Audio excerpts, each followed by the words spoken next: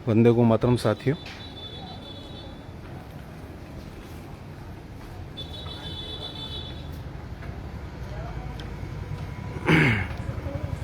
नमस्कार सभी को।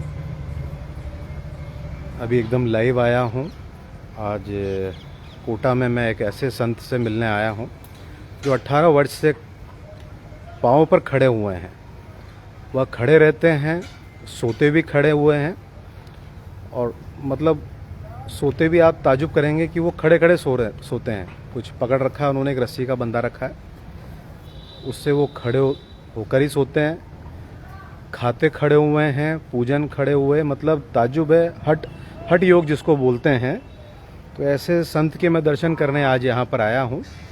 आप जो भी साथी अभी ऑनलाइन हैं वो सभी ऑनलाइन आ जाइए एक बार, और वीडियो को आप शेयर कर दें ताकि आप सबको भी दर्शन हो पाएंगे उन महाराज के जो 18 सालों से अपने पैरों पर खड़े हुए हैं और बैठे नहीं हैं।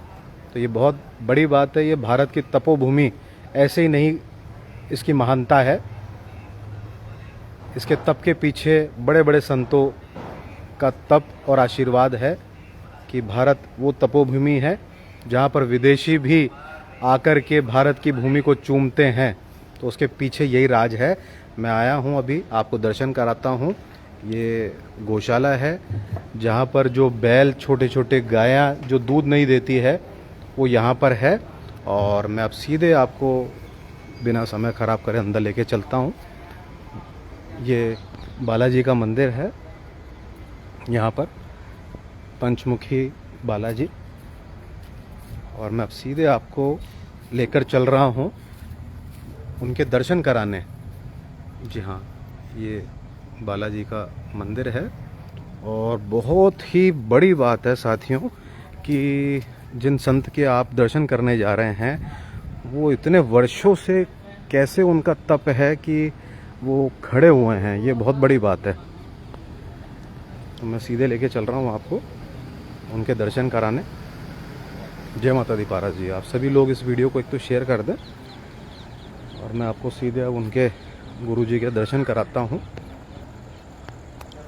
ये इनकी कुटिया है, इस कुटिया में वो हैं और बस अपने जो धूनी है यहाँ पर, ये देखिए आप सभी देखते से इस वीडियो को एक तो शेयर करें। और ये मैं आपको सीधे बाबा के दर्शन करा रहा हूँ।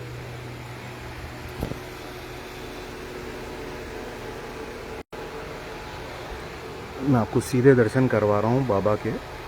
बाबा जिस झूले पर, इस कुटिया में आप 18 वर्षों से इस तरह से तप कर रहे हैं, ये कोटा के लिए बड़ी सौभाग्य की बात है। हम सब के लिए गर्व की बात है कि भारत वह तप की भूमि है जहाँ पर ऐसे संतों का निवास है। पारस जी, हंसराज गोस्वामी जी, पहले आप सभी दर्शन कर लें। और अभी आप सब लोग इसको लाइव शेयर भी कर दीजिएगा ताकि ज़्यादा से ज़्यादा लोग जुड़ सकें और सबको ये जानकारी हो। मैं भी अपने जीवन में, मैंने जब ये सुना तो मैं तब से ही दर्शन करने को बहुत मेरे मन में उत्सुकता थी। अभी मैं धनराज जी के साथ में यहाँ पर तीरथ से हमारे भाई हैं धनराज मीणा जी, उनके साथ में मैं अभी दर्शन करने आया हूँ। मुझे सौभाग्य मिला। और जो बाबा हैं वो यहाँ पर जो ये बेजुबान है जो सो रहे हैं ना, अब देख रहे हैं ये डॉग्स, ऐसे कम से कम मैंने यहाँ पर 20 एक देखे हैं। और बहुत सारी यहाँ पर गायें हैं जिनकी बाबा की देख रेख में ये सेवा हो रही है।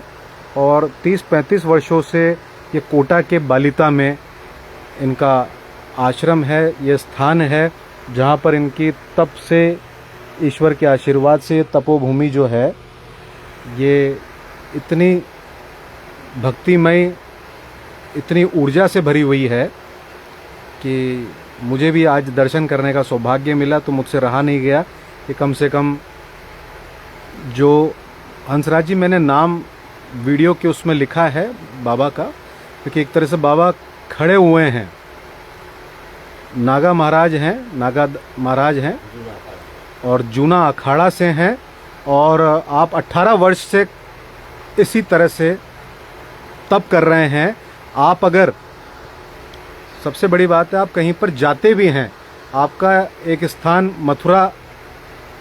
मथुरा में भी है, तो वहाँ पर भी आपने कुटिया बना रखी है। तो जब यहाँ से जाते हैं तो गाड़ी के अंदर भी आपने एक ऐसी जगह बना रखी है कि उसमें भी आप खड़े खड़े जाते हैं। ये बहुत बड़ी बात है हम सबके लिए। तो बाबा के आप सीधे साक्षात्कार कर रहे हैं और बाबा के दर्शन हो पा रहे हैं। ये सौभाग्य की बात है हम सबके लिए कि ऐसा आप सबको ये अवसर मिल रहा है। और मुझे भी बाबा से जब जानकारी मिली तो बाबा बिल्कुल इस चीज़ के खिलाफ रहते हैं। वो कहीं कोई प्रचार नहीं, कोई अपनी कोई बात नहीं, लेकिन मैंने उनसे निवेदन करा कि कम से कम और भी लोगों को आपके दर्शन का लाभ मिले और आपका आशीर्वाद और मार्गदर्शन मिले तो सबका भला भी होता है। क्योंकि आजकल तो हर आदमी इतना चीज़ें बता के बखान करता है, लेकिन ऐसे भी हैं संत जो अपनी चीज़ों को बताना नहीं चाहते हैं। और इतनी बड़ी बात है कि आप इतना बड़ा तप कर रहे हैं कि आप खड़े होकर के ये जो अपने आप में तप कर रहे हैं, ये बहुत बड़ी बात है साथियों। मैंने तो कभी नहीं सुना ना कभी देखा, लेकिन जब मुझे जानकारी में आया तो मुझे पता चला कि हाँ, इस तरह के मैंने संत के बारे में सुना है। और ये बड़ी बात है कि वो हमारे कोटा में है। ये जूना अखाड़ा जो है हमारे भारत का सबसे बड़ा अखाड़ा है, तो उसी से आप आते हैं। और इस तरीके से मैं चाहूँगा एक बार गुरुजी भी कुछ अपने आशीर्वाद वचन एक बार सबको कह करके। हम यही चाहते हैं भोले बाबा की कृपा से, माँ जगदम्बा की, कि जितने भी भगत लोग गौरी आश्रम से प्रेम रखते हैं और नहीं भी रखते हैं, भगवान सब उनका कल्याण करे, उनके घर में सुख शांति बने रहे, उनके परिवार में सुख शांति बनी रहे और गौ ब्राह्मण की लोग सेवा करें। हम भी यहाँ गौ माता हैं, 40-50 गाय हैं जो बेचारी लोगों ने ठोकर मार के गेट के बाहर निकाल दिया है घर से। उनकी सेवा करता हूँ, ना दूध देती हैं बेचारी, कुछ नहीं करती है। 35 साल से उनकी यही सेवा चल रही है। एक पाव दूध की उनकी आस भी नहीं है। गौ माता की सेवा ही है यहाँ पे। आकाशवृत्ति आश्रम में जहाँ से प्रभु भेज देते हैं उनका गुजारा चलता है, हमारा भी चलता है। तो गुरुजी आपको मतलब अभी इतने 18 वर्ष से आप ये इस तरह का तप कर रहे हैं, ये तो हम लोगों के लिए बड़े सौभाग्य की बात है। आप जब मथुरा जाते हैं तो गाड़ी में भी आप खड़े खड़े जाते हैं? हाँ, खड़े खड़े जाते हैं। ट्रेन में हो, गाड़ी हो, हवाई जहाज हो, हेलीकॉप्टर, सब में खड़े खड़े ही जाते हैं।